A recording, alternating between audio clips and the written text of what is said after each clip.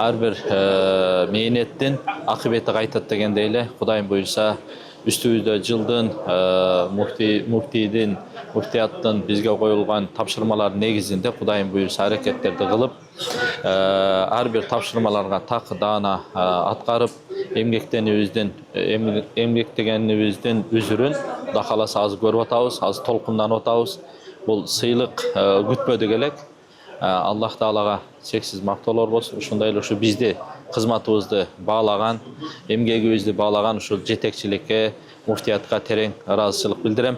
Андан кийин калган хатибияттарга дагы муфтият менен тыгыз иш алып барып, муфтияттын бизге койгон тапшырмаларын убактында, саатында аткарышка аракеттенели.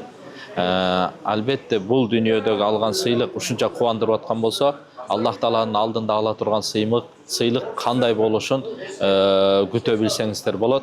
Ассаламу алейкум ва рахматуллахи таала ва баракатух. Мынакей негизинен bunday сыйлыктарды күтпөдүк эле. Бирок Аллах Таала тагдырыбызга жазган экен. Мына ушундай биздин кылган эмгектерибизди баалап, урматтуу Азирети муфтийибизге жана жалпы муфтият жааматына терең ыраазычылык билдиребиз. Бизге бул сыйлыктар дем күч кубат берди. Bundan кийин дагы иштөөгө, аракет кылууга, тынымсыз кызмат кылууга дем күч берип атат. Кудай кааласа, урматтуу Азирети муфтийибизден жана жалпы кызматкерлеринен Аллах ыраазы болсун. Чоң рахмат. Анан бул ишибизге ошол биздин Жалал Абад облусунун өкүлү Нематулла ажы дагы бизди көзөмөлдөп, кеңештерин айтып, мына ошол кишилердин койгон тапшырмалары менен мына ушундай ийгиликтерге жетип атабыз.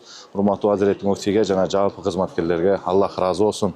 Мындан кийин дагы күчүбүздүн жетишинче, тажрыйбабыздын жетишинче аракет кылып кызмат кылабыз, Кудай кааласа.